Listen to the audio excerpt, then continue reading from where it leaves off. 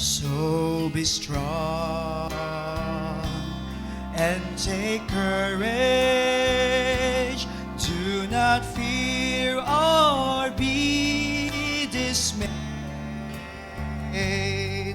for the Lord will go before you, and His light will show the way. Be strong and take courage. Do not fear or be dismayed, for the one who lives within you will be strong in you today.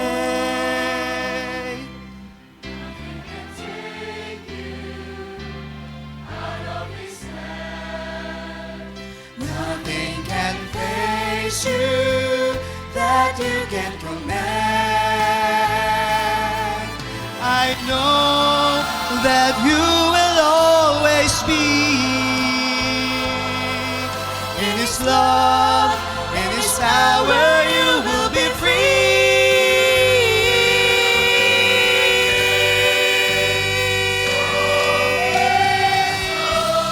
Be strong. Do not fear or be dismayed. The Lord will go before you. His light will show the way. Be strong and take courage. Do not fear or be dismayed, for the one who lives within you will be strong in you today. Be strong and take courage, for the one who lives within you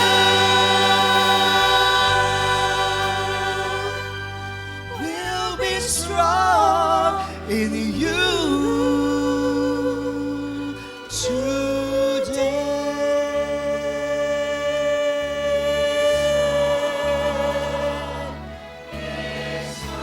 Be strong. Be strong.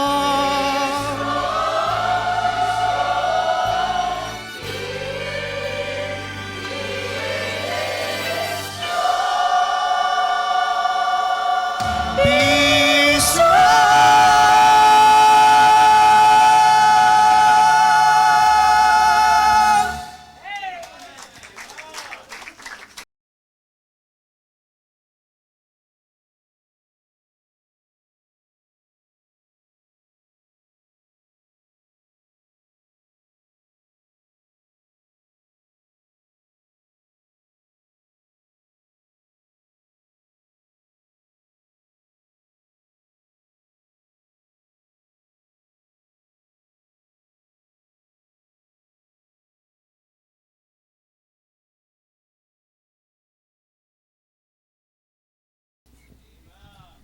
Amen. I was glad when they said unto me, let us go into the house of the Lord. Are we happy this morning? Masaya po ba tayo ngayong umaga? Amen. Dapat po tayo po ay masaya dahil tayo po ay maglilingkod sa atin pong Panginoong Diyos. Amen? Tunay po na awitan pa lang, blessed na po tayo sa tugtugin pa lang po sa atin pong pre-program music. Lord, I want to know you more at nawa po ay inyong maging desire ng bawat isa po sa atin na makilala pa po natin ang Panginoong Jesucristo sa atin pong buhay. And we are all encouraged sa awitin po ng choir, be strong and take courage. Amen? Blessing po yung pag-awit po nila Pastor Norman and Ma'am Jessica po. Blessing po yan sa atin. And welcome po sa mga kasama po natin online and dito po sa atin pong church auditorium. Welcome po sa worship service po ng Living Water Baptist Church. Let me ask everyone to stand up at atin pong i-recite ang atin pong panawagan sa pagsamba at ang pahayag ng puso sa ating pagsamba. Para po sa panawagan sa ating pagsamba, basahin po natin ang Romans chapter 12 verse 1. Ready, begin. Kaya nga mga kapatid, ipinamamanhid ko sa inyo, alang-alang sa mga kahabagan ng Diyos, na inyong iharap ang inyong mga katawan na isang haing buhay, banal, na kaaya-aya sa Diyos, na siya ninyong katampatang pagsamba. At para naman po sa pahayag ng ating puso sa pagsamba, sabay-sabay din po nating bigkasin. Ready, begin. Sasambahin ko ang Diyos sa espiritu at katotohanan. Sasambahin ko ang Diyos ng may malinis na puso at kalooban. Sasambahin ko ang Diyos sa pagpupuri at awitan. Sasambahin ko ang Diyos ng may mataas na paggalang. Sasambahin ko ang Diyos sa pagbibigay siya'y aking pararangalan. Sasambahin ko ang Diyos at salita niya ay pakikinggan. Sabay-sabay po natin awitin, Search Me, O God.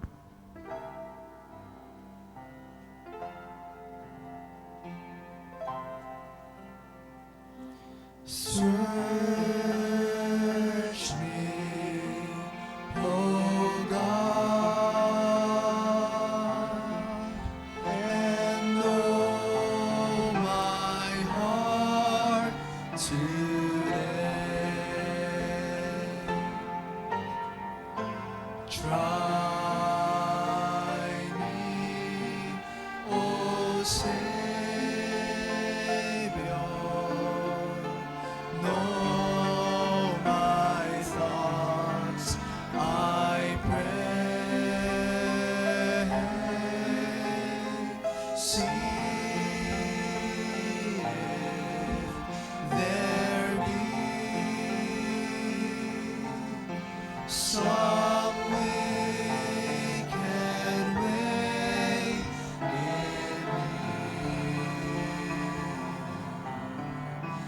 Cleanse me from every sin and set me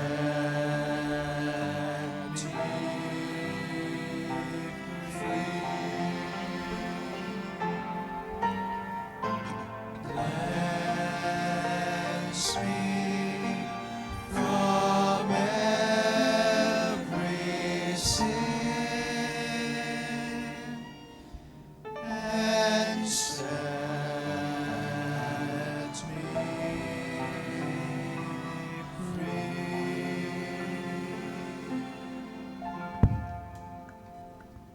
Please remain standing, and for our scripture reading, I will be reading in the book of Ephesians, in Ephesians chapter 3, verses 14 to 21. For this cause I bow my knees unto the Father of our Lord Jesus Christ, of whom the whole family in heaven and earth is named, that he would grant you, according to the riches of his glory, to be strengthened with might by his Spirit in the inner man, that Christ may dwell in your hearts by faith, that ye, being rooted and grounded in love, may be able to comprehend with all saints what is the breadth and length and depth and height, and to know the love of Christ, which passeth knowledge, that ye might be filled with all the fullness of God. Now unto him that is able to do exceeding abundantly above all that we ask or think, according to the power that worketh in us, unto him be glory in the church by Christ Jesus throughout all ages, world without end. Amen. Purihin po ang pagkabasa ng salita ng Diyos.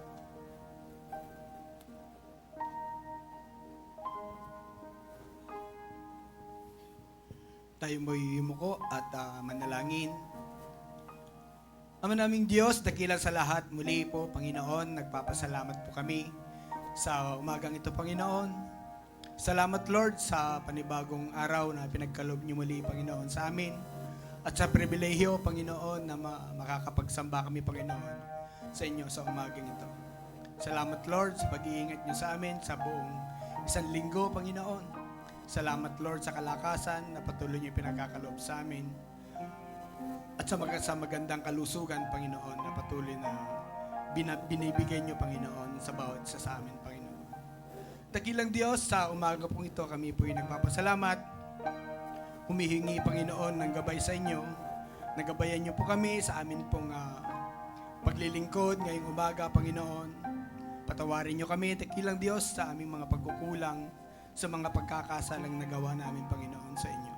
Ituwid ninyo muli ang aming mga puso't isip, Panginoon, upang sa ganon, Panginoon, ma-absorb namin, Panginoon, ang iyong mga salita nang naaayon, Panginoon, sa inyong kagustuhan, dakilang Diyos. Salamat, Lord, sa umagang ito. Dakilang Diyos, sa umagang ito, nilalapit, Panginoon, namin sa inyo ang amin pong gawain, Panginoon. Pangunahan niyo po, Panginoon, sa ang bawat bahagi, Panginoon, ng aming gawain ngayong umaga, Panginoon. At dalangin namin, Panginoon, na ikaw, Panginoon, ang siyang patuloy na mapapurihan at amin pong mapapasalamatan, Panginoon, sa lahat ng ginagawa mo po sa amin. Dakilang Diyos, nilalapit din namin, Panginoon, sa inyo, ang amin pong bishop, na patuloy niyo siyang pagpalain, patuloy niyo siyang gabayan, Panginoon, at bigyan ng magandang kalusugan, Panginoon, upang kanyang magampanan, lalo, Panginoon, ang inatas niyo pong gawain para sa kanya. Ganon din, Panginoon, ang aming Pastor Norman, Panginoon, patuloy niyo siyang gabayan, palakasin, Panginoon, at bigyan ng patuloy na karunungan, Panginoon.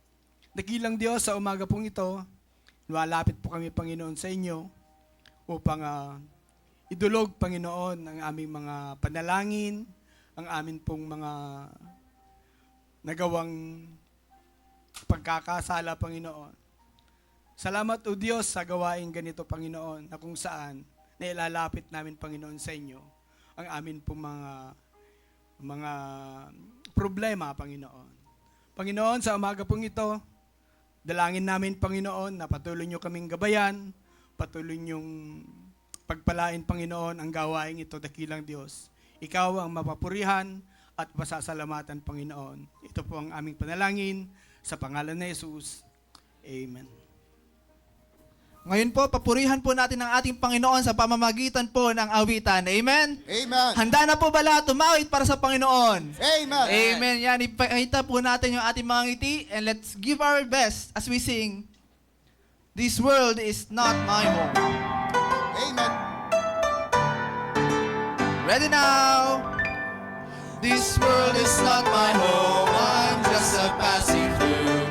My treasures are laid up somewhere beyond the blue. The angels beckon me from heaven's open door, and I can't feel at home in this world anymore. Oh Lord, you know I have no friend like you. If heaven's not my home, then Lord, what will I do? The angels beckon me from heaven's open door, and I can't feel at home in this world anymore. They're all expecting me, and that's one thing I know. My Savior pardoned me, and now I onward go. I know He'll take me through, though I am weak and poor, and I can't feel at home in this world anymore. Oh Lord, you know I have no friend like you. If heaven's not my home, then Lord, what will I do? The angels beckon me from heaven's open door, and I can't feel at home in this world anymore. Just up in glory land we'll live eternally. The saints on every hand are shouting victory. Their song of sweetest praise stripped back from heaven's shore, and I can't feel at home in this world anymore. Oh Lord, you know I have no friend like you. If heaven's not my home, then Lord, what will I do? The angels beckon me from heaven's open door, and I can't feel at home in this world anymore. Amen. Amen. For our next song, awitin po natin, "I'd Rather Have Jesus."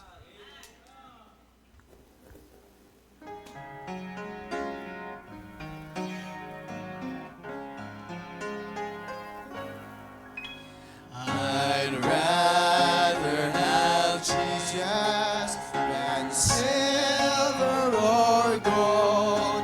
I'd rather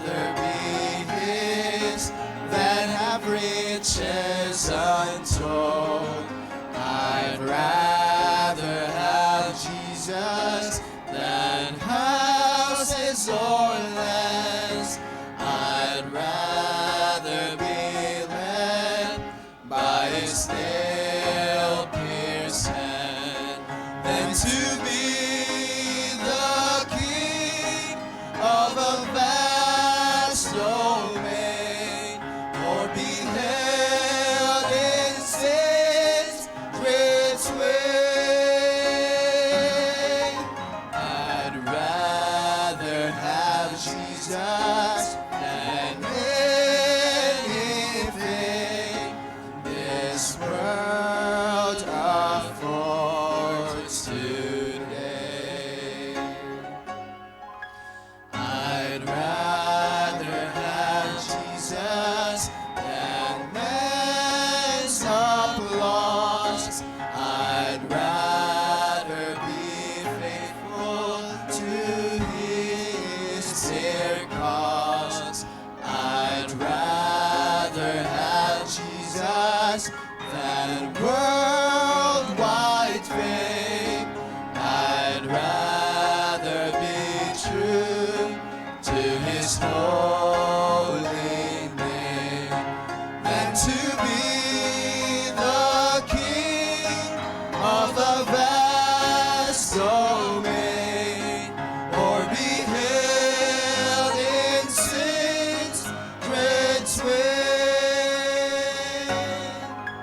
I'd rather have Jesus than anything this world affords today. Is fairer than lilies of rarest bloom. Is sweeter than honey from out of the comb. Is all that my hungering spirit needs. I'd rather have Jesus and let All together now. him lead than to be the king of a vast domain, or be held in sin's dread sway. I'd rather have Jesus than anything this world affords today. Amen. Mari na po tayo magsiupo. Amen. Salamat po, Brother Harvey, sa napakasiglang awitan at tunay po ang mensahe po ng atin pong awitin. Wala na pong higit pa sa atin pong Panginoong Hesus. Amen. Kahit ano pong yaman ng mundong ito, hindi po mapagpapalit sa atin pong Panginoong Hesus. And this time po, we are so blessed and we are so happy na meron po tayong mga kapatiran na nagse-celebrate po ng kanila pong birthday. Batiin po natin si Brother Roger. Grabe. Si Brother Roger po, Bible study po natin yan sa ASAC. And isa na pong faithful member po ng ating pong church. Amen. Si Sister Den, Ma'am Den, by the way, happy birthday po. And si Pastor Poy, blessed birthday po sa inyo. Yung mga nagbe-birthday po, yung mga celebrants po natin, pwede po kayong lumapit at meron pong gift sa inyo ang ating pong church. Kay Sister Althea, blessed birthday din sa'yo. And kay Sister Raina, blessed birthday sa'yo. Sige po, lapit po tayo yung mga nag-celebrate po ng birthday. Ayan. Wow. Ayan. Ayan. At syempre po, bibigay ko po sa inyo yung mic. Brother Herbs, pabigay sa kanila yung mic. At pwede po tayong humingi po ng thank you po mula sa Panginoon and sa atin pong mga members. Awitan po pala muna sila natin sila ng blessed birthday. Sorry po. Okay, awitan po natin sila ng blessed birthday. Blessed birthday to you. Blessed birthday to you. Blessed birthday, God loves you. Blessed birthday to you. Blessed birthday to you. Blessed birthday to you. Blessed birthday, we love you. Blessed birthday to you. Amen. Ngayon po, totoo na po ito. Pwede na po kayong humingi po ng thank you sa atin pong congregation. Sige po. Hello. Good evening po. Good morning po sa lahat po ng member at dito po sa simbahan natin ng Living Water po. Salamat po sa lahat po, lalo po kay Mac. Sa unang-una po na dinala po ako dito. At napakalaking binigay po sa simbahan na po ito. Maraming po salamat po sa inyo. At first time po to sa buhay ko na isang simbahan na binati ako ng ganito po. Very thank you po talaga. Hindi ko makakalimutan po talaga. First time po. Thank you po. Happy birthday po. Pangalawa na po yon. Ako po bumati ulit eh. Hindi. Okay, sige po. Truly na napakabuti po ng Panginoon sa buhay po namin. At alam naman natin, etong church pong ito ang talagang, syempre meron akong physical family, pero ito po yung church na ito ang talagang spiritual family na talagang tinatreasure po namin. Kaya I really praise God for the pastor that we have, na grabe po ang kanyang pagturing bilang anak talaga. And syempre with our present pastor, Pastor Norman Gatdula, na hindi naman po iba sa pag-aalaga ng ating pastor. Ganon din po siya mag-alaga sa atin. Kaya I really praise God na pinadala siya ng Panginoon sa atin. Paalala lang mga kapatid, huwag na po kayong kakabahan. Kasi kinabahan na ako. Baka mamaya, pare-pares tayong kabahan, Bible quiz po mamaya. No? Wala pong makasagot. Yan po. Hello po, Church. Good morning po. Unang-una po sa lahat. Gusto ko pong pasalamatan ang Panginoon po sa another year po na ipagkakaloob niya po sa akin. It's a reminder po of His faithfulness po sa buhay ko po. And it's always a blessing po na nandito po kami sa church. And syempre po, thank you din po kila Bishop, kila Ma'am Reese, kila Ate SM, and sa discipler ko po, kay Ate May, kila Ate Darla, kila P. Jonel, and sa family ko po sa walang sawang pag-support. And maraming salamat po, Church, sa pagbati at sa babati pa lang po. Thank you po. Amen. Bago po tayo dumako sa atin pong welcoming, very special po dahil birthday po ng ating Ma'am Maris po kahapon. Awitan po natin ng blessed birthday ang atin pong Ma'am Maris at very special po siya sa atin. Blessed birthday to you. Blessed birthday to you. God loves you. Birthday, God loves you. Blessed birthday. Isa pa po at mas masaya. Blessed birthday to you. Blessed birthday to you. Blessed birthday, we love you. Blessed birthday to you. Amen. Mahal po ba ng church si Ma'am Maris? Amen. Ma'am Maris, mahal na mahal po namin kayo. Blessed birthday po sa inyo. And talaga pong blessing po kayo sa atin pong mahal na bishop and sa atin pong church. And this time po, dadako po tayo sa atin pong welcoming po ng visitors. Tayo po tayong lahat at tayo po ay aawit ng ligaya ng buhay. At bago po tayo magkamayan, awitin po natin ang first verse. Ligaya ng buhay kung kilala mo si Kristo. Ligaya ng buhay kung siya'y manunubos mo. Babaguhin ang iyong buhay kung siya ay makamtan. Ang maging kay Kristo ay tunay na ligaya ng buhay. What a happy life it will be if you know my Savior. What a happy life it will be if He is your Savior too. He will change your life completely if you just accept Him too. Just receive Him, friends, today, and you'll have a happy life with Christ. Ligaya ng buhay kung kilala mo si Kristo.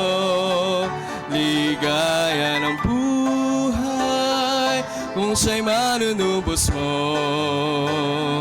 Babaguhin ang iyong buhay kung siya ay makamtan. Ang maging kay Kristo ay tunay na ligaya ng buhay. Ang maging kay Kristo ay tunay na ligaya ng buhay.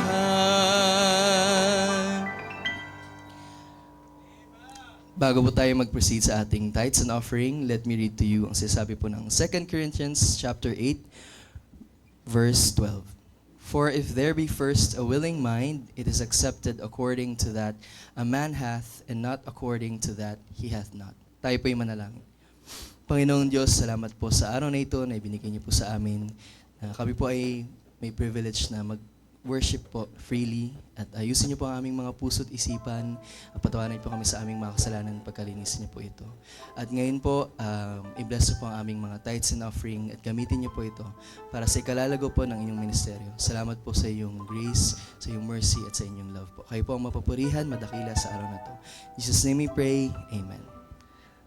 As we give po, let us sing Anything That Costs Me Nothing. Sige po mga bata, kapit na po tayo.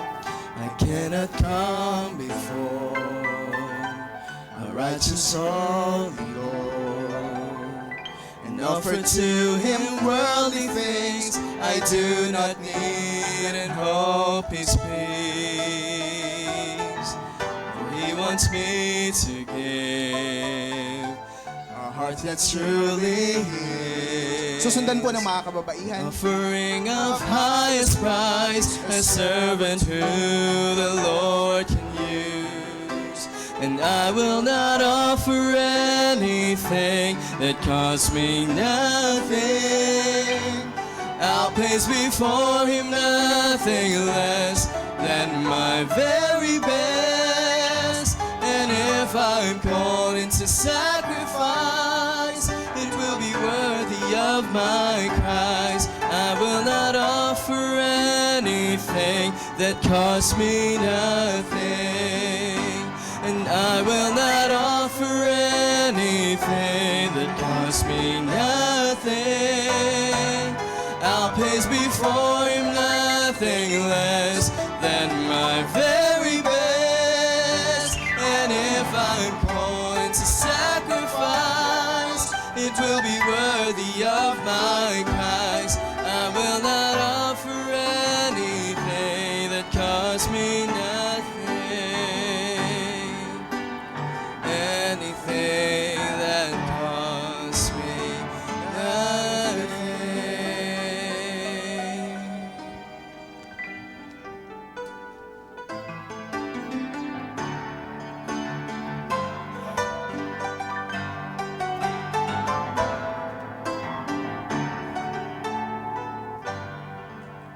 Amen. At ngayon po, masaya po ang ating church dahil meron po tayong first-time visitor. Amen? Kapag tinawag ko po ang inyong pangalan, hilingin lang po namin kayo na tumayo para ma-recognize po kayo ng ating pong church. Amen? Tawagin ko po si Fitz Garlitos. Ayan. Amen po. Palakpakan po natin ang ating pong visitor. We are so happy that you are here. Sige po. Ayan. Amen po. At nawa po, church, mamaya po pagtapos po ng ating service, kamayan po natin yung ating pong bisita. Amen? Ngayon po, tumayo po tayong lahat at tayo po'y muling aawit po para po sa ating Panginoon. Amen. For our last song, awitin po natin, Nothing Between.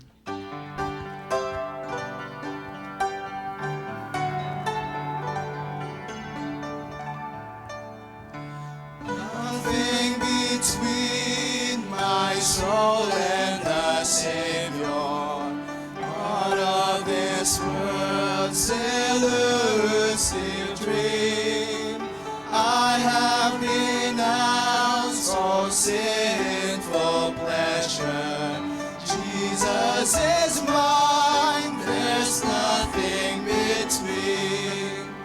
Nothing between my soul and the Savior, so that His blessed face may be seen. Nothing preventing the least of His favor.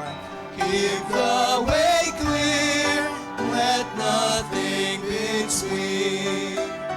Nothing between like worldly pleasure. Habits of life, though harmless they seem, must not my heart from Him ever sever. He is my all, there's nothing between. Nothing between.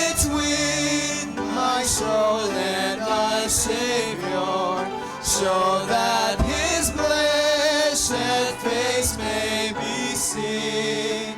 Nothing preventing the least of his favor.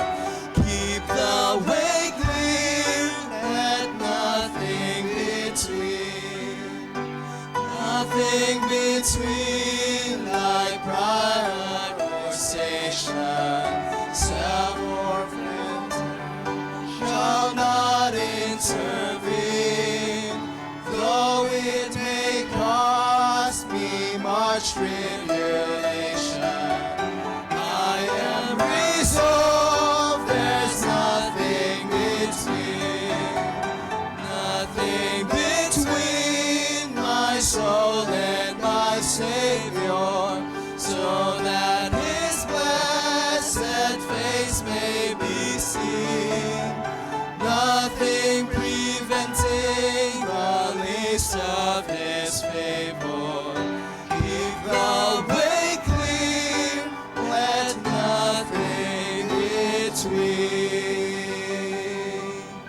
Amen. Mari na po tayo magsiupo. Baka pakinig po tayo ng tanging bilang.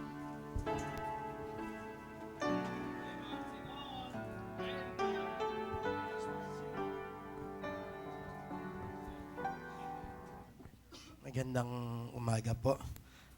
Yung song po na ito ay isang doctrinal song. Still remember, ang lagi pong kumakanta nito ay ang bayaw ko po, si Brother Randy. At naalala ko nung mga bata pa kami, madalas niya po itong awitin. At nung ngayon po nasa Panginoon na siya, alam ko po na ito po ay gustong gusto pa rin niyang kantahin. Ano po? Yung mga kapatid, ito pong awitin ay We Believe. Ito po yung ating pinananampalataya ng mga mananampalataya at mga Kristiyano at mga tunay na Baptist.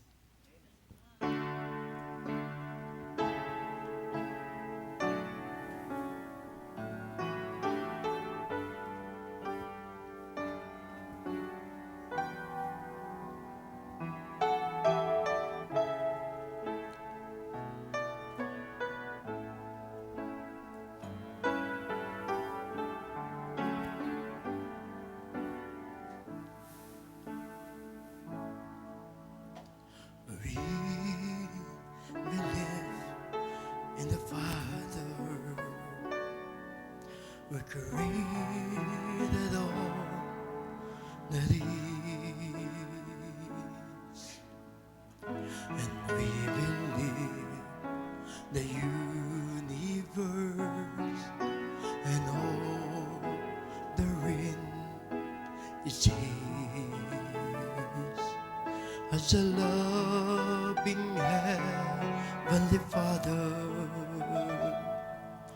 He yearned to save us all,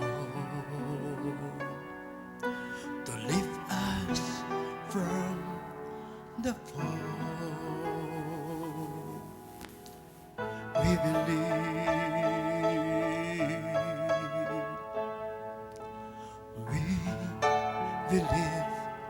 in Jesus, the Father's only Son, existing uncreated before time had begun. A sacrifice for sin, He died and rose again to ransom sinful men. We believe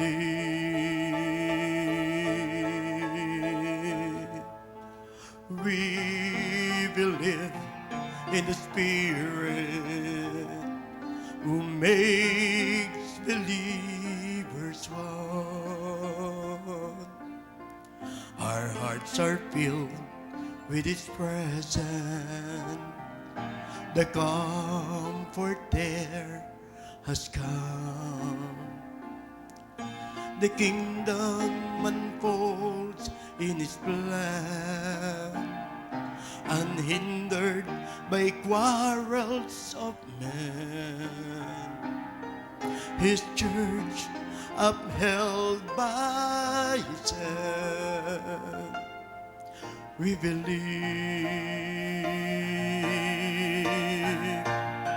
though the earth be removed and time be no more, these truths are secured.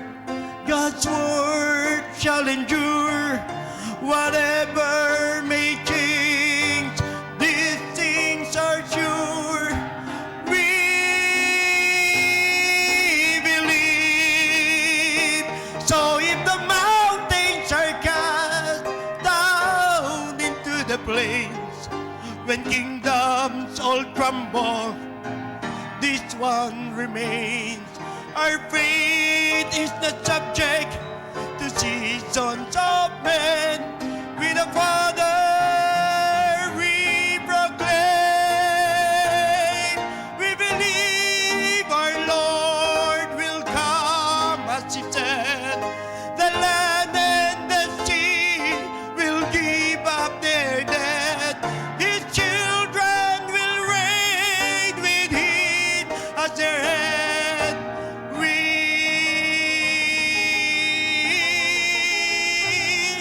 believe. We believe.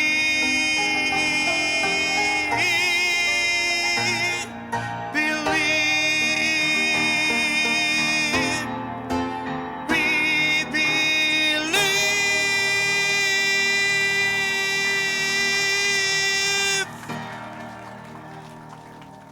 God be the glory po.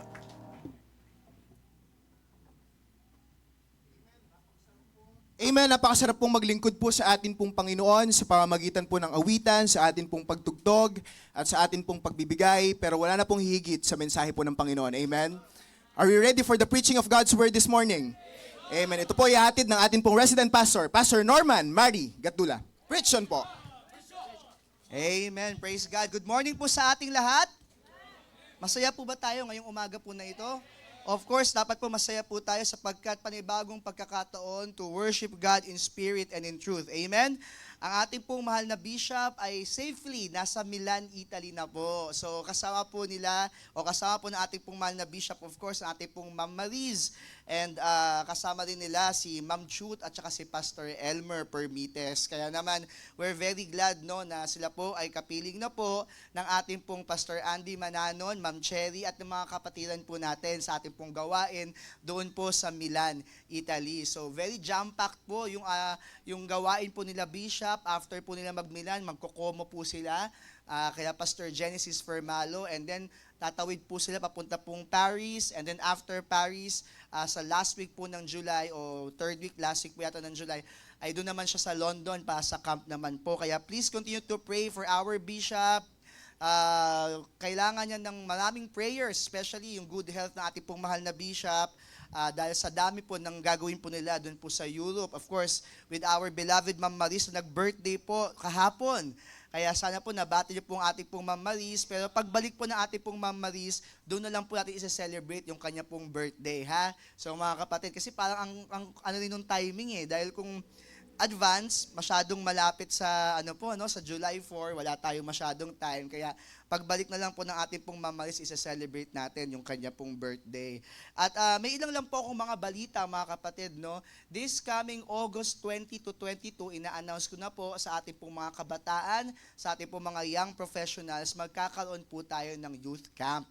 Doon po sa Royal Palm, sa Bae, Laguna. Kaya pag-pray nyo po yon, 1 month na lang po ay magka-camp na po, ganun po kabilis. Kaya naman sana supportan din po ng mga magulang, ng mga young people, ng mga young professionals. So kasama po natin yung ilan po sa mga mission po natin tsaka churches. So again, ito po ay camp po ng Living Water Baptist Church. So yung kasama natin ilang mga missions natin at yung iba pang mga ka-fellowship po natin na church. And then, sa mga nagtatanong po sa Bible Seminar natin, very soon, i-open na ulit po natin. So, kung gusto nyo pong mag-enroll po, siguro mga third week or last week ng July, yung start po niyan, i-announce man po namin yan. Okay, so, this morning, ang ating pong pag-aaralan ay isang importanteng topic. Pero bago ko po ito i-preach, mga kapatid, gusto kong tanungin, nandito na po ba kayo lahat? Kalabitin nyo nga yung katabi nyo, baka mamaya ay nasa bahay pa ang isip o lumilipad pa ang isip. Okay, balik ka na. Okay, balik ka na dito sa church at sabay-sabay na tayong maglingkod sa Panginoon, makinig ng kanyang mensahe.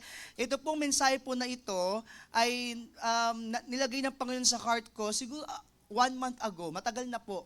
At ito ang niloob ng Panginoon na yung time para ito po ay mapag-usapan po natin sapagkat napaka-importante po ng topic po na ito, especially sa bawat mananampalataya. So tayo na po tayo na, let's all stand. At ating pong pag-usapan, an important lesson from John. An important lesson from John. By the way, happy birthday po in advance sa akin pong Ninong Pastor Poy, of course kay Kuya Roger, at saka kay Sister Marga. So blessed birthday po sa lahat po ng mga nagbe-birthday. An important lesson from John. We will just read one verse from the Word of God. At ito po ay napakaikling verse, pero napakamalaman na talata. At ang gusto kong challenge po ngayon ay i-memorize po natin. Para magkaroon tayo memory verse po ngayon. Kasi kailangan natin itong verse na to eh. John chapter 3 verse 30. John chapter 3 verse 30. Just 7 words. Ang sabi po ni John the Baptist, He must increase, but I must decrease. He must increase, but I must decrease. Ang pinapatungkulan po dito ni John the Baptist ay walang iba kundi ang Mesiyas, ang ating pong Panginoong Hesukristo. Na dapat ang Panginoong Hesukristo ang mag-increase at siya, si John the Baptist, mag-decrease. Kaya sige nga po, sabay-sabay po tayo. Basahin po natin John chapter 3 verse 30. Ready, begin. He must increase, but I must decrease.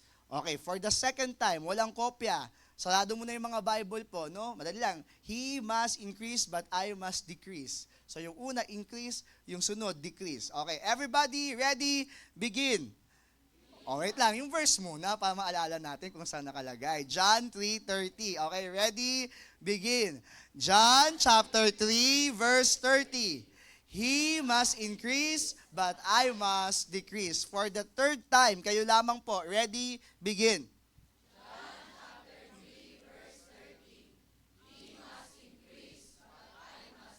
Huwag niyo po pagbabalik tayo yung dalawa ha, baka ikaw ang ma-increase at ang Panginoon na ma-decrease. Okay, sige po tayo po ay manalangin. Dear Father in Heaven, gabayan niyo po kami Panginoon sa pag-aaral po ng inyong salita ngayong umaga po na ito. Patawarin niyo po kami Panginoon sa aming po mga nagawang kasalanan.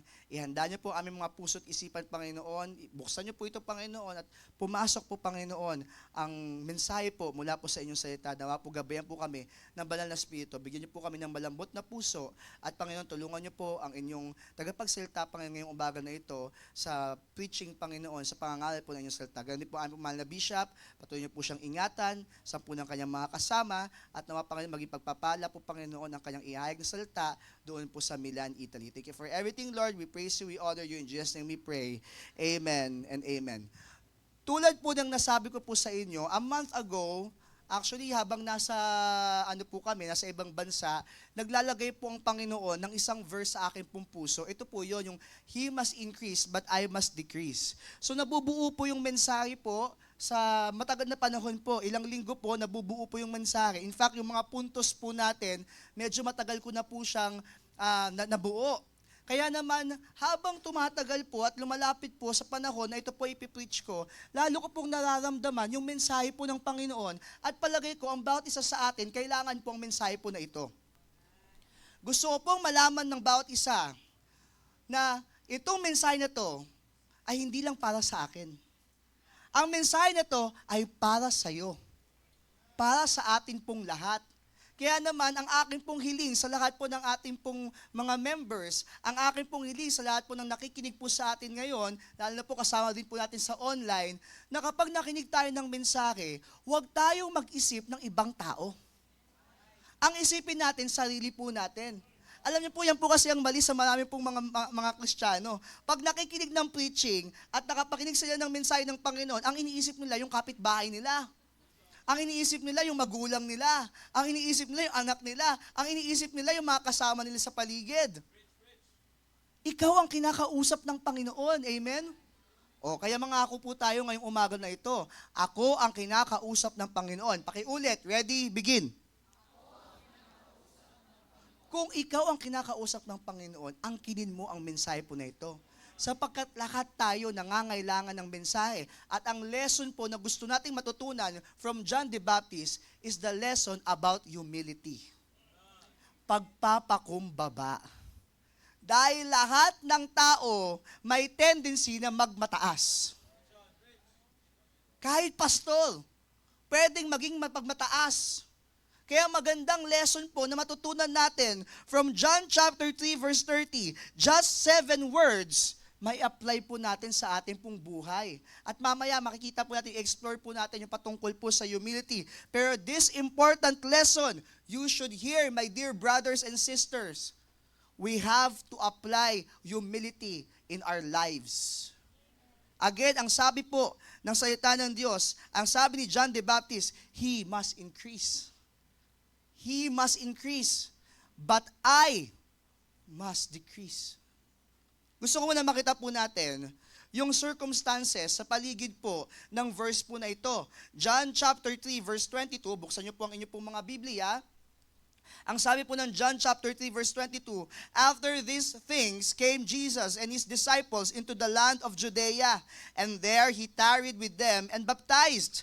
And John also was baptizing in Aenon near to Salim, because there was much water there, and they came and were baptized. For John was not yet cast into prison. Gusto ko munang makita nyo po na merong dalawang grupo na makita tayo sa storya po na ito. Ang una po, si Jesus at ang kanyang mga tagasunod. Si Jesus and his disciples. And they were baptizing also. At of course, kaya nga tinawag na John the Baptist, si John the Baptist, hindi dahil Baptist si John the Baptist, kundi dahil si John the Baptist ay nagbabaptize. Kaya nga tawag sa kanya John the Baptist kasi nagbabaptize po siya. So meron tayong dalawang grupo makikita dito, Jesus and his disciples, they were baptizing, and John the Baptist and his followers, they were also baptizing. Pero gusto ko rin po linawin dito sa John chapter 4, verse 1, when therefore the Lord knew how the Pharisees had heard that Jesus made and baptized more disciples than John, and then may clarification po, yung nagsulat po ng book of John, na si John din po. Hindi po si John the Baptist yun, si John the Apostle. Ang sabi po ng verse 2, though Jesus himself baptized not, but his disciples. So makita natin dito, sa John chapter 3 verse 22, nagbabaptize po yung mga disciples ng Panginoong Hesus. So binigyan ng Panginoong Hesus ng authority yung mga disciples to baptize. Jesus himself did not baptize here on earth. Hindi siya nagbaptize. Kaya nga nung lumapit siya kay John the Baptist, sabi ni John the Baptist, ako ang dapat ibaptize mo. Pero sino po ang binautismuhan? Si Jesus Christ. To set an example at ipakita yung picture din po ng Trinity. Yung proof na meron pong Trinity. Okay. Ang sabi dito, ito po yung circumstances, si John the Baptist, hindi pa po siya nakukulong. So there were two groups. Pareho po silang nagbabaptize. Pagdating po sa verse 25, meron pong conflict. Then there arose a question between some of John's disciples and the Jews about purifying. And they came unto John and said unto him, Rabbi, he that was with thee beyond Jordan, to whom thou bearest witness, behold, the same baptizeth, and all men come to him. So parang ang nangyayari dito, merong yung mga ilang disciples po ni John the Baptist, merong din po nagbabaptize. Same din po sa ginagawa po natin. At lahat ng tao lumalapit sa kanila. Can we say na parang may competitive spirit yung ibang disciples po ni John? Ano po ang sagot ni John the Baptist? Verse 27, John answered and said, a man can receive nothing except it be given him from heaven. So nakita po natin, meron pong conflict, meron pong katanungan, meron pong pwede sabihin competition. Sa tingin po ng ilan sa mga disipulo po ni John the Baptist, pero makita po natin yung character ni John the Baptist. He was a humble man. Nakita po natin yung humility po ni John the Baptist. Ang sabi niya, a man can receive nothing except it be given him from heaven. Ye yourselves bear me witness that I said, I am not the Christ, but that I am sent before him. Si John the Baptist mismo nang sabi na hindi siya ang Messiah, hindi siya ang tagapagligtas, at siya ay pinadala before dumating yung tagapagligtas. He that hath the bride is the bridegroom, but the friend of the bridegroom which standeth and heareth him rejoiceth greatly because of the bridegroom's voice. This my joy therefore is fulfilled. Ang sabi ni John the Baptist, siya ay parang best man dun sa kasal. Siya yung nag-aahanda doon sa kasal.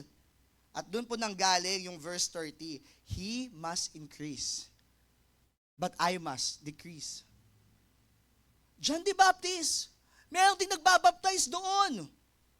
Sabi ni John the Baptist, he must increase, but I must decrease. Verse 31, He that cometh from above is above all. He that is of the earth is earthly, and speaketh of the earth. He that cometh from heaven is above all. And what he hath seen and heard, that he testifieth, and no man receiveth his testimony.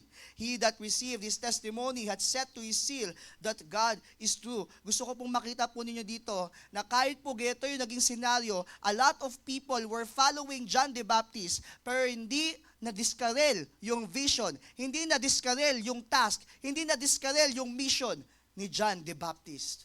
Bakit kaya? Because of his humility. Because of his submission. For he whom God hath sent speaketh the words of God, for God giveth not the Spirit by measure unto him. Tingnan nyo po yung core ng mission ni John the Baptist. He was preaching about repentance. He was preaching about revival. At ang sabi ni John the Baptist, the Father loveth the Son, and hath given all things into his hand. He that believeth on the Son hath everlasting life, and he that believeth not the Son shall not see life, but the wrath of God abideth on him.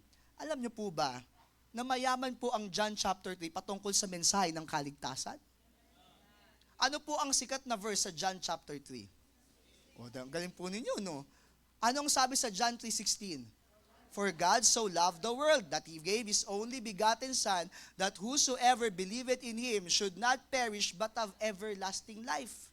Yan po ay pag-uusap po ni Nicodemus at ni Jesus Christ. Pagdating po sa verse 22, si John the Baptist naman po yung pinag-uusapan po natin.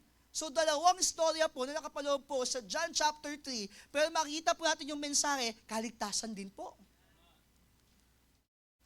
Ang sabi po sa John chapter 3 verse 18, He that believeth on him is not condemned, but he that believeth not is condemned already, because he hath not believed in the name of the only begotten Son of God. Now, tignan nyo po yung verse 36, same din po yung tinuturo po ni John the Baptist. May unity po sa mensahe between Jesus and John the Baptist. Kaya natutuwa po ako habang binabasa ko po ito na talagang walang competition. Alam ni John the Baptist kung sino siya. And this is a message to all of us. Alam pa rin po ba natin kung sino po tayo? Kasi baka mamaya may mga nangyayari po sa buhay natin na magaganda, may mga nangyayari po sa buhay natin na pwedeng tinitingala po tayo ng mga tao, nadidiskaril na po tayo sa tamang identity ng isang mananampalataya. So the lesson that we're talking about is humility. Ready na po ba kayo sa mensahe? Ang sabi ni John the Baptist, He must increase, but I must decrease. Number 1, learn to decrease myself. Sabi ko nga po sa inyo, very personal dapat itong mensahe. Learn to decrease myself.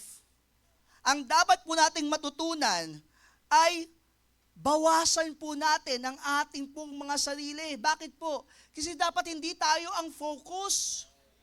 Sa lahat po ng gagawin natin, ang focus po dapat walang iba kundi ang Panginoon. Kaya sa lahat ng bagay, pag medyo inaangat tayo ng Panginoon, i-decrease mo yung sarili mo. At hayaan mong Panginoon ang maitanyag sa ating pong mga buhay. Malaking pagkakamali po.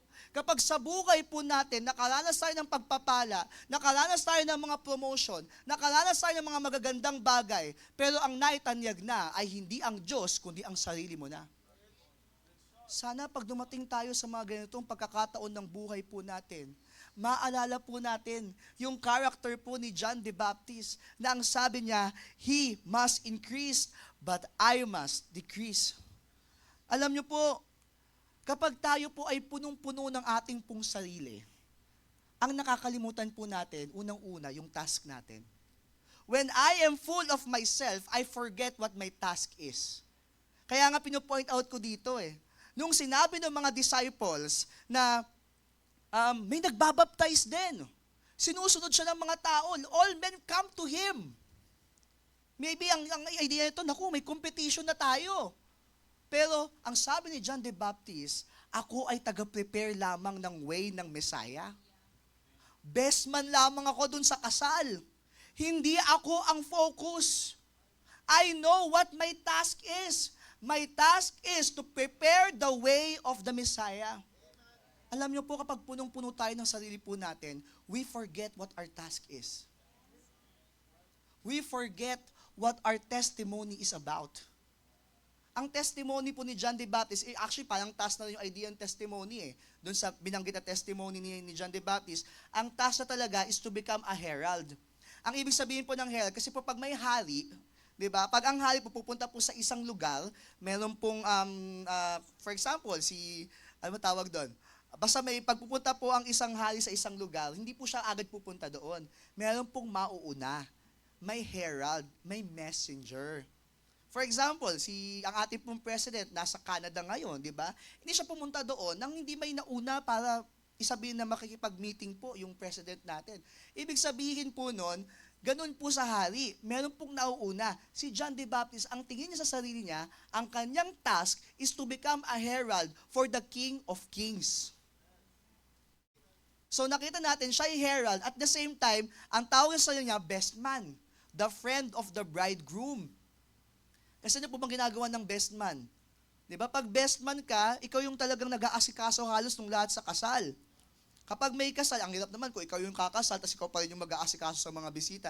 Meron ng mga groomsmen at saka, di ba, bridesmaids, may best man, may best man, may, ang tawag sa babae, maid of honor, di ba? May ganun po. So, ang sabi ni John the Baptist, he is the friend of the bridegroom. Paki-flash nga po yung verse, basahin po natin ulit. Start tayo sa verse, I think 27. Everybody, basahin po natin. Ready? Begin.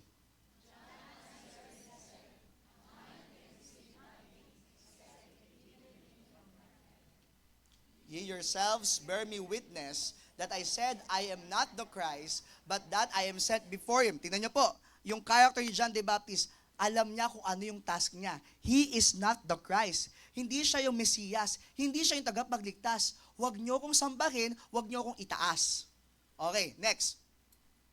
He that hath the bride is the bridegroom, but the friend of the bridegroom which standeth and heareth him, rejoiceth greatly because of the bridegroom's voice. This my joy therefore is fulfilled. Tignan niyo yung character po ni John the Baptist. Best man lamang ako. Pag narinig niyo na yung boses nung groom, nung actual groom, fulfilled na yung task ko, fulfilled na yung joy ko. Okay, next. Ano kasunod po na verse? Ready? Begin. He must increase, but I must decrease. Tuloy po. He that cometh from above is above all. He that is of the earth is earthly, and speaketh of the earth. He that cometh from heaven is above all. And what he hath seen and heard, that he testifieth, and no man receiveth his testimony. He that hath received his testimony hath set to his seal that God is true. Ito po yung core ng role ni John the Baptist, to prepare the way of the Messiah, to prepare the hearts of the people, para pag dumating na si Jesus Christ sa ministry niya, everybody is prepared. Alam niyo, nakakatuwa po, because he is not full of himself. Because he learned to decrease himself, he did not forget, or he did not forget kung ano yung task niya. He did not forget kung ano dapat yung testimony niya, ano yung identity niya, ano dapat siya. At hindi na nakalimutan kung kanino dapat siya magtiwala. When we are full of ourselves, we forget what our task is. We forget who we are, we forget our testimony, and we forget whom we trust, whom we should trust. Kaya nga ang sabi ng Bible, huwag tayong mag-trust sa kalakasan natin. Huwag tayong mag-trust sa mga princess. Huwag tayong mag-trust in chariots. Huwag tayong mag-trust sa tao. Yun ang sabi ng salita ng Diyos. Sapagkat pag tayo punong-puno ng sarili natin, nawawala yung trust natin sa Panginoon. Nagtitiwala na tayo sa ating pong sarili.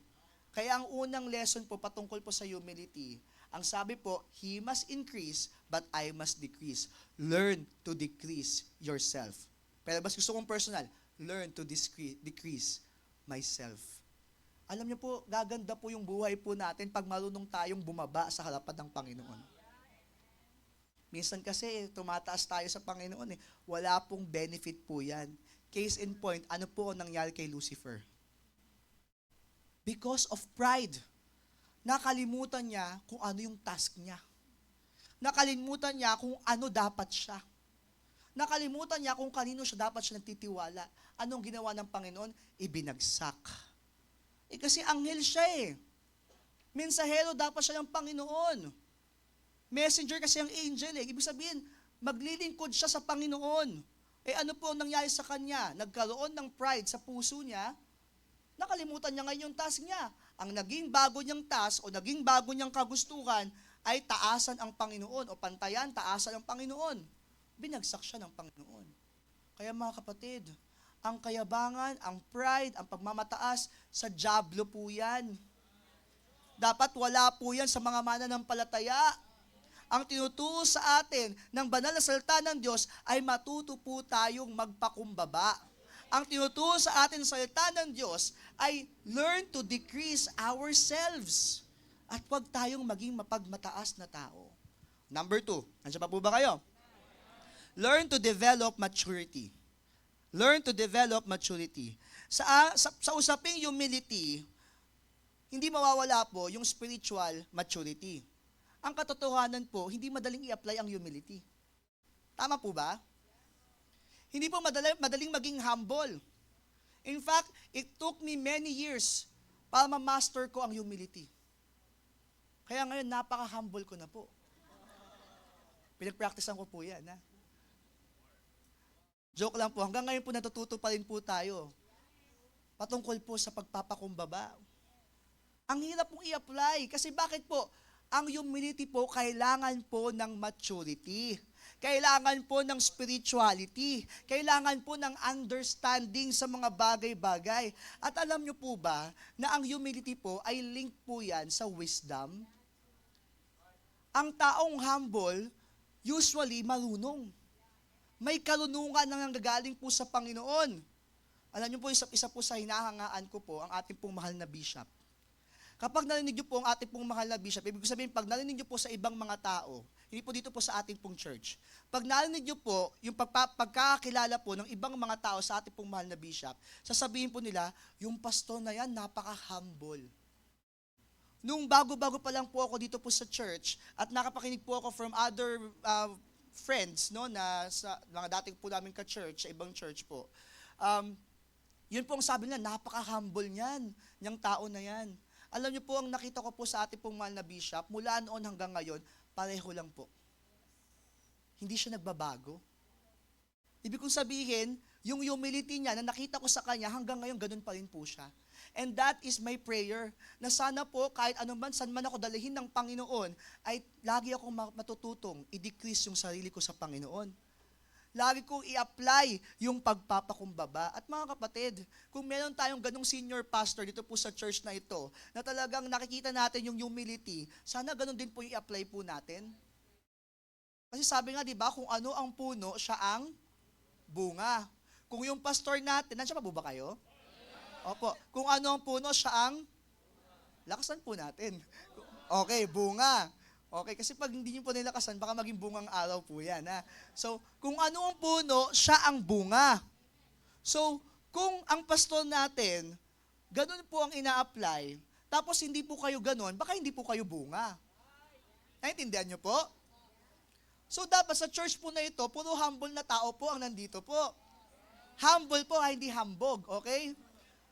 So, sa humility po, it takes maturity para ma-apply po ito. At kapag may spiritual maturity, may wisdom po. Ang sabi po ng Proverbs chapter 15 verse 33. O sige po, pakibasa nga po. Everybody read Proverbs chapter 15 verse 33. Ready, begin. The fear of the Lord is the instruction of wisdom, and before honor is humility. Yan po ang sabi po ng Biblia. John chapter 3 verses 13 to 18 sa mga nakikinig po ng Believer's Breakfast. Isa po ito sa natakal po ng ating pong mahal na bishop. Ang sabi po ng salita ng Diyos, who is a wise man and endued with knowledge among you? Let him shew out of a good conversation his works with meekness of wisdom. Sabi doon, with meekness of wisdom. Humility po yun, yung meekness. Submission po yung ibig sabihin po niyan. But if ye have bitter envying and strife in your hearts, glory not, and lie not against the truth. The wisdom descendeth not from above, but is earthly, sensual, devilish. For where envying and strife is, there is confusion and every evil work. But the wisdom that is from above is first pure, then peaceable, gentle, at gusto ko po makita niyo po ito, easy to be entreated.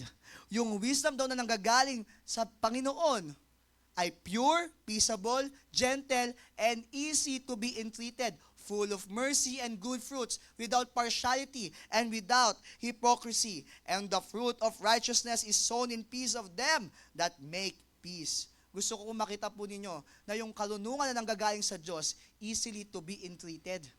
Diyan ko nakikita yung idea ng humility. Dahil kung binigyan ka ng Panginoon ng knowledge at nai-apply mo ito, naging marunong ka sa buhay, ang tendency ng isang taong marunong, di ba, pwede siya maging mayabang. Pero hindi galing sa Panginoon yung ganyang klase po ng kalunungan. Ang kalunungan na galing sa Panginoon, ito po yung mga nakikita. Pure, peaceable, easily to be entreated. Ano po ibig sabihin po nun? Pag sinabi pong easily entreated or easy to be entreated, reasonable.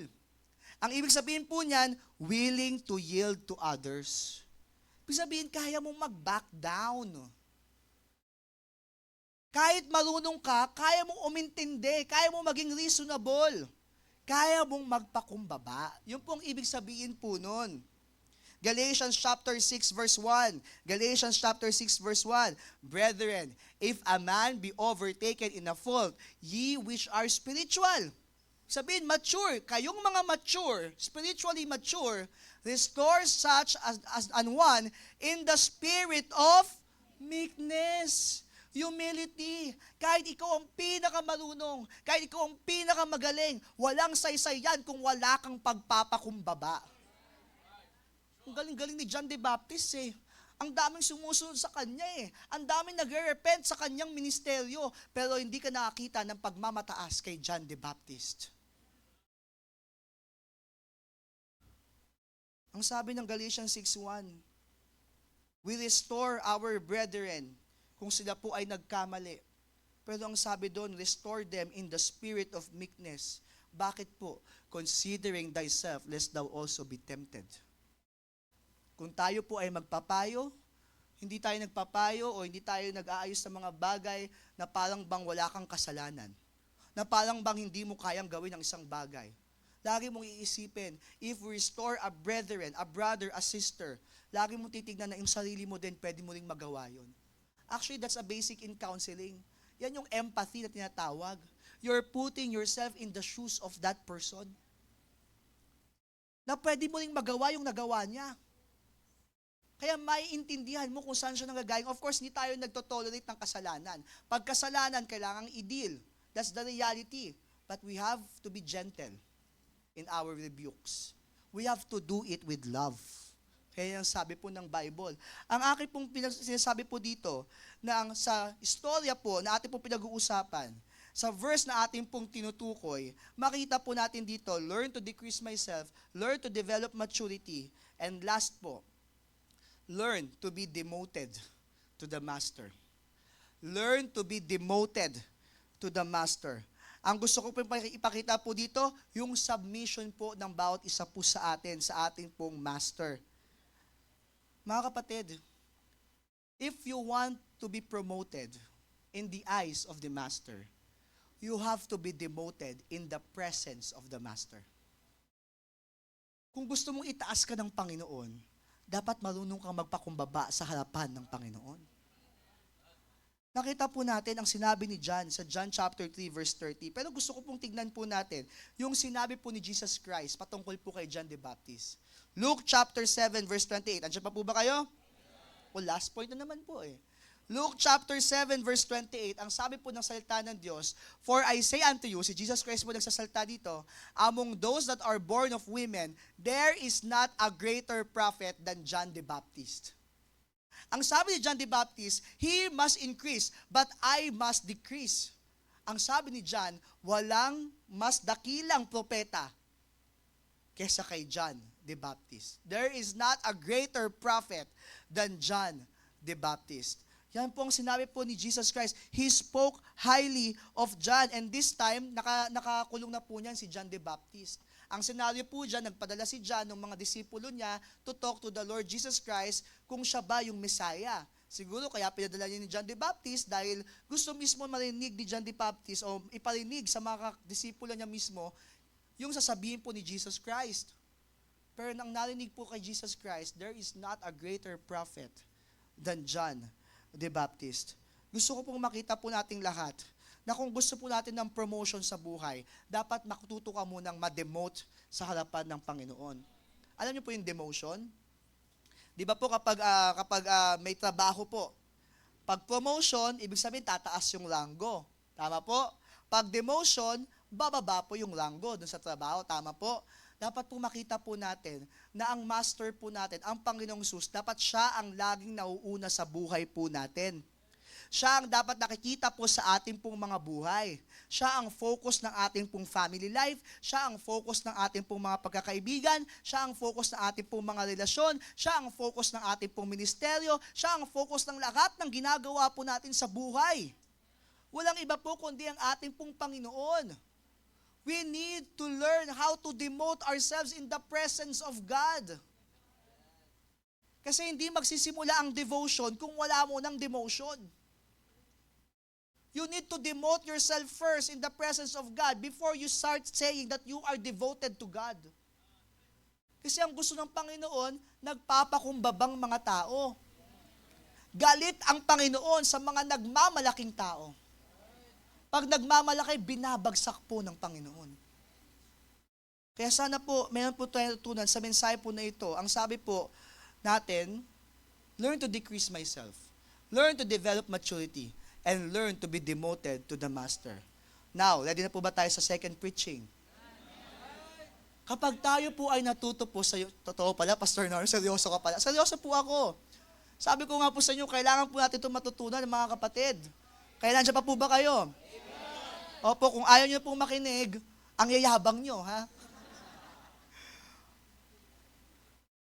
If we learn humility, ano po ang dinadala po ng humility?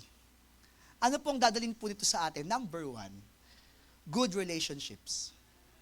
Pag marunong po tayong magpakumbaba, if we learn to submit to one another, if we learn about humility, it will bring us good relationships. Tingnan niyo po, yung sinabi po sa Philippians chapter 2 verses 1 to 8. Kasi yung gusto kong makita po natin dito, yung example ni John the Baptist. Of course, meron din tayong example, a better example, which is the Lord Jesus Christ. Amen?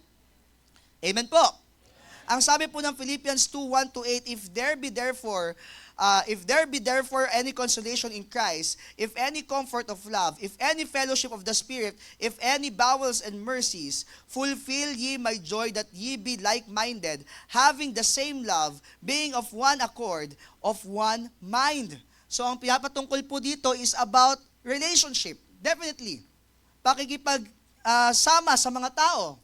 Okay, pakikisama po sa bawat isa sa atin. Pagdating po sa verse 3, gusto ko pong makita nyo po at makilala nyo po si let. May 3 let po na pinakita po ang ating pong Apostle Paul. Ang una pong let po dyan, ang sabi niya, let nothing be done through strife or vainglory. Yan yung una po nating let. When we learn about humility, it will bring us to good relationships. nagpatungkol po si Apostle Paul patungkol po dun sa mga pakikisama po sa bawat isa, na dapat isa tayo ng isip, dapat meron tayong maayos sa pagsasama, dapat po meron po tayong pagmamahalan sa isa't isa. Pero paano po natin gagawin to? Una po, makita po natin yung the precaution. Ang sabi doon, let nothing be done through strife, pagbabahabahagi, or vain glory, pagmamalaki. Huwag daw po natin gawin ang mga bagay na tayo po'y mag-aaway-away. Kaya yung sinasabi po natin pong mahal na bishop, kung gagawin natin isang bagay, tapos mag-aaway-away lang din tayo, magkakagulo-gulo din tayo, huwag na po natin gawin. At may wisdom po doon sa sinabi po ng ating pong mahal na bishop. Ano po yun? Kasi kung gagawin po natin isang bagay na nagkakagulo-gulo din tayo, hindi po nalulugod yung ating pong master. Kailangan siya nga ang focus. Kailangan siya nga ang malugod sa ating pong mga ginagawa.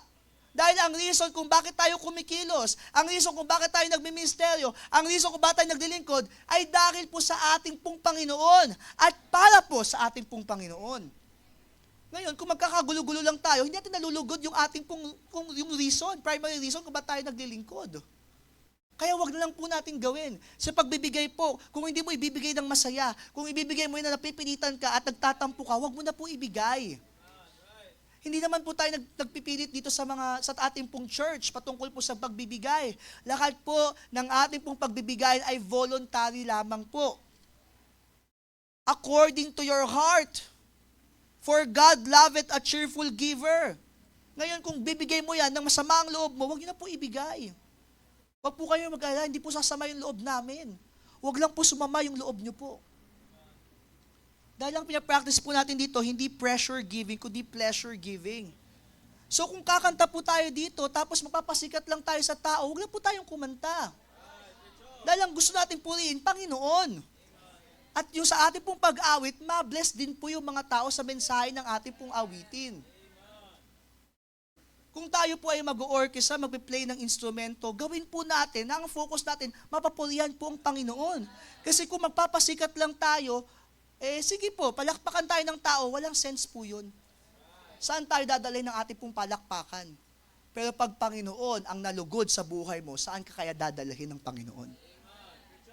Lahat po ng gagawin natin. Sana po makita po sa atin na huwag natin gagawin through strife or vain glory. Makita po natin yung tamang procedure. Ano ang tamang practice? Ang sabi ng pangalawang let, but in lowliness of mind, let each esteem other better than themselves. Kaya nga, for example, sinabihan ka ng pogi, sabihin mo, mas pogi ka.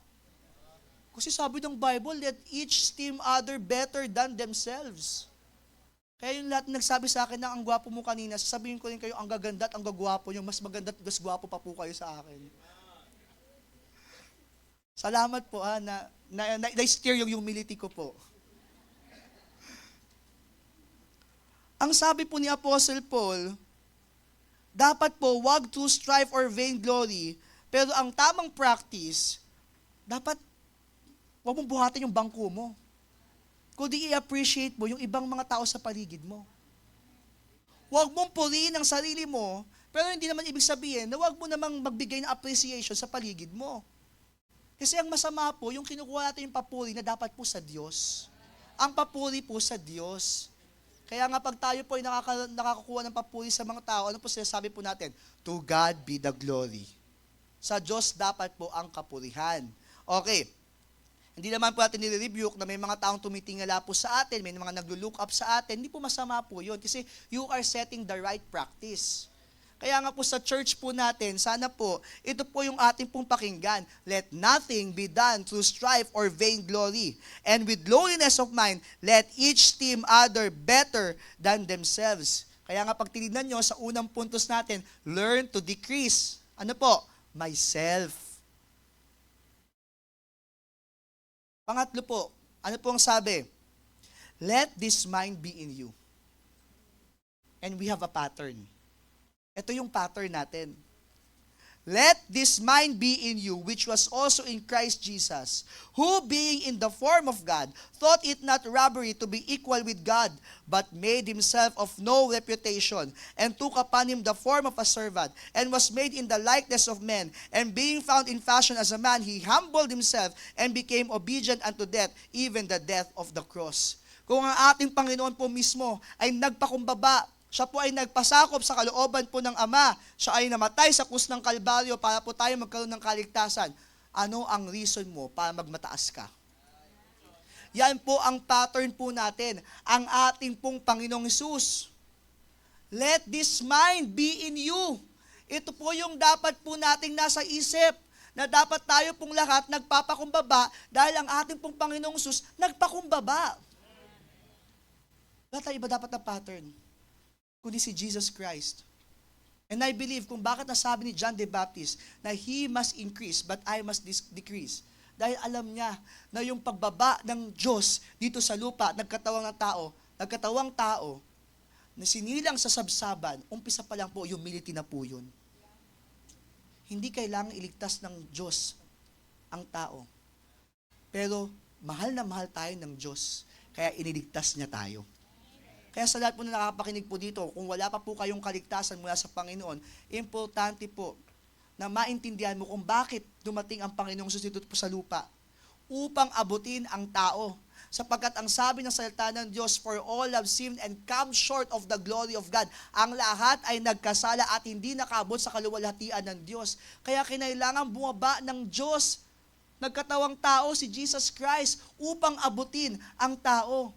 At ano po ang naging cause po nun? Yung kanyang sariling buhay. Upang tayo po ay magkaroon ng kaligtasan. Hindi po ba humility po yun? Praise God for Jesus' humility. At sana yun po ang mind po ng bawat isa po sa atin. Tingnan nyo po, kapag lahat po tayo ay may humility, ang daling ayusin ng mga problema sa simbahan. Kahit ikaw ang tama, kahit sila ang mali, pero pag may humility tayo, ang dali nating maintindihan kung saan nanggagaling yung kabilang partido. Kung ano ang nararamdaman ng mga tao sa paligid mo, pag meron tayong pagpapakumbaba. Importante po na makita po ito sa atin. Ang sarap ng relasyon dito po sa church, ang sarap ng relasyon sa ating pong mga bahay, ang sarap ng relasyon sa ating pong mga pagkakaibigan kung lahat po tayo marunong magpakumbaba. Kahit po sa bahay, sa mga magulang, ano po ang nagiging reason? Minsan tama naman po si anak eh. Pero dahil ayaw magpakumbaba ng magulang, ano nangyayari? Nagkakagulo po. O hindi po tayo nagtuturo dito ng ilapastanganin mong iyong magulang. Again, hindi po tayo nagtuturo na lapastanganin mong iyong magulang. Maling-mali po yun. Pero ano po, nagiging problema po minsan po ng anak at saka ng magulang. Kahit minsan tama naman yung anak, pero dahil palapastangang sumagot, nag-disrespect yung nanay o yung tatay. Tama po? Kaya sa mga anak, kung gusto yung mapakinggan kayo, wag disrespectful. Dapat maayos nyo i-communicate yung feelings nyo po. At sa mga magulang, dapat merong avenue para yung mga anak natin makapagsalita kung ano talaga yung nararamdaman din po nila. Pero ang nakikita po natin kung bakit minsan nagkakaroon ng away at conflict sa pamilya, sapagkat parehong mataas yung ihi. Ay, sorry sa term, no? Parehong nagpapataasan, di ba? Hindi marunong mag-back down o hindi marunong magpakumbaba. Hindi masama sa magulang na humingi ng tawad sa anak. Pero anak, madalas tayo yung mali, kaya dapat humingi tayo ng tawad sa mga magulang din po natin. In short, both parties dapat marunong mag-sorry. Marunong magpakumbaba. I-open na natin yung ating pong mga sarili, yung ating pong mga isip sa tinuturo po ng Biblia. Hindi tama na kahit sa bahay, di ba, si Mr., si Mrs., nagpapalakasan ng boses. Nagpapataasan ng ego. Hindi po. Wala po magiging benefit po yan. Sisirain lamang yan yung pamilya po natin. Ang dapat pong mangyari po ay marunong po tayo magpakumbaba sa isa't isa para maayos po yung pamilya, para maayos po yung samahan ng mga anak at ng mga magulang, ng mga mag-aasawa. Kapag meron po tayong humility, napakadaling ayusin po ng mga, di ba, mga gusot sa ministry, sa mga friendships, sa family, napakadali pong ayusin if we only have humility in our heart. Kasi pag meron kang humility, papasok doon yung idea ng forgiveness. Kapag meron kang humility, papasok doon yung openness to reconcile. Kapag meron kang humility, papasok doon yung acceptance. Kasi may mga bagay, sabi nga po ni Dean Laus, if I can change the people around me, I will change myself. Tama ba yun? Hindi ko alam kung tama yung pagkakasabi ng eksakto, pero ang ibig sabihin, Hindi, ang lahat naman ng circumstances, hindi naman natin kontrolado eh. Pero ang kontrolado mo lang, yung sarili mo. Sometimes, ang kailangan mo mag-adjust and accept yung mga bagay-bagay. Kasi if you will just think about it, lahat naman tayo iba-iba ang maturity natin. Iba-iba yung personality natin. Iba-iba yung nagpapainis sa atin, iba-iba yung nagpapasaya sa atin. We just have to understand one another. And we just have to adjust to one another para wag ma-break yung unity ng bawat isa po sa atin. If we learn humility, it will bring good relationships. If we learn about humility, it will bring great rewards. Kapag meron po tayong pagpapakumbaba, merong mga magagandang rewards na naghihintay po sa atin. Ang sabi po ng salita ng Diyos, Proverbs 22 verse 4, by humility and the fear of the Lord are riches and honor and life. 1 Peter 5:5-6, likewise ye younger, submit yourselves unto the elder, yea, all of you be subject one to another, and be clothed with humility. For God resisteth the proud, and giveth more grace to the humble. May maraming biyaya ang Panginoon sa mapagkumbaba. Humble yourselves therefore under the mighty hand of God, that He may exalt you in due time. James chapter 4 verse 6, but He giveth more grace. Wherefore He saith, God resisted the proud, but giveth grace unto the humble. Proverbs chapter 16 verse 18, pride goeth before destruction, and an haughty spirit before a fall. Mga kapatid, sana matutunan po natin ito. Unang-una sa aking pong sarili. Marami po akong pinagdaanan sa aking pong buhay. At ang laki po ng ministeryo ng ating pong mahal na bishop po doon, na talagang tinuruan ako ng Panginoon tinuruan ako ng Panginoon na magpakumbaba. Na i-accept yung mga faults ng tao sa paligid, yung kahit masaktan ka, pero with humility, you are open to understand, to accept, to pray for them, diba? To endure, just to preserve good relationships. Alam niyo po, kung sino marunong magpalaya, siya ang maraming rewards. Siya ang may peace of mind. If we learn about humility, good relationships, great rewards. Nandiyan pa po ba kayo? Godly reputation. Godly reputations. 1 John chapter 2 verse 16. 1 John chapter 2 verse 16. For all that is in the world, the lust of the flesh, and the lust of the eyes, and the pride of life is not of the Father, but is of the world.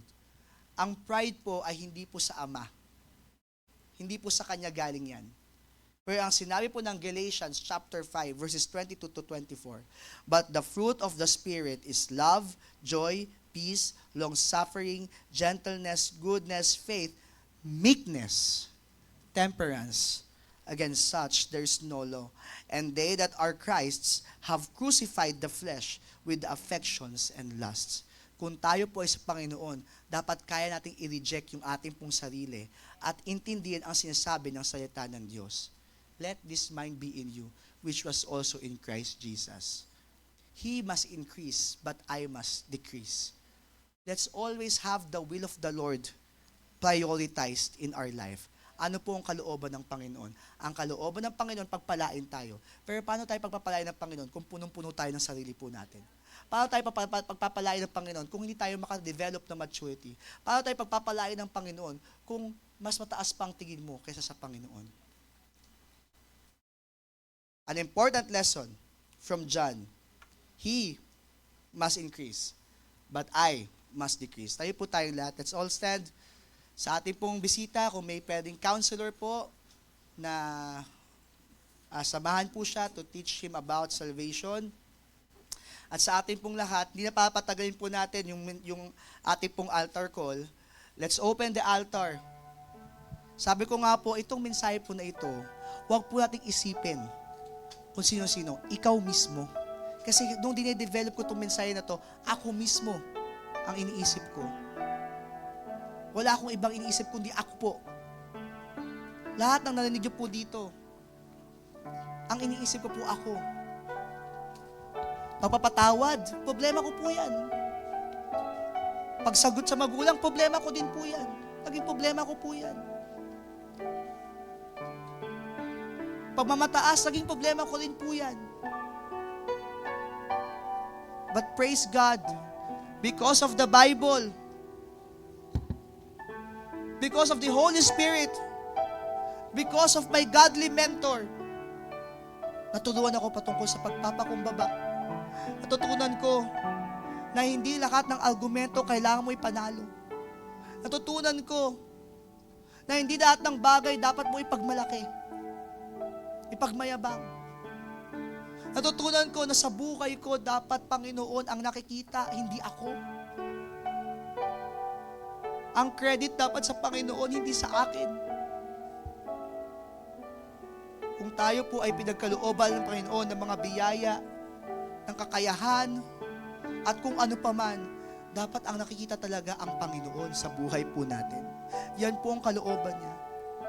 Kung meron man tayong mga kapatiran, nasaktan tayo, nasaktan natin sila, kailangan natin pagpapakumbaba sa harapan ng Panginoon at maayos po ang mga bagay-bagay dahil yun po ang kalooban ng Panginoon na ang lahat tayo ay matutong maging maayos sa harapan niya. And then our service will be pleasing to the Lord. Dear Father in heaven, thank you, Lord, for this important lesson. Nawa, Panginoon, ito po ay pumasok po sa amin po mga puso. Hindi sa pag-iisip sa kung sino pa man, kundi kami mismo, Panginoon. Ayusin niyo po ang amin po mga buhay. Panginoon, salamat po. Dahil mula po sa inyong salita, tinulungan niyo po mismo ang tagapagsalita po na ito. Ako'y abang lingkod niyo lamang po, Panginoon, nagpapakumbaba po sa inyong harapan.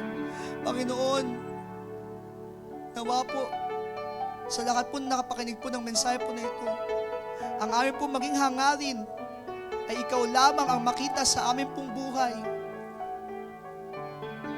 Isang sisidlan, Panginoon, ng biyaya, ng pagmamahal, ng magpapakumbaba, ng pagpapatawad, ng kapayapaan, Panginoon. Thank you, Lord, for this lesson. Nawa, Panginoon, amin po itong may apply sa amin pong mga buhay. You must increase and we must decrease. Thank you, Lord, for your blessings. In Jesus' name we pray. Amen and amen.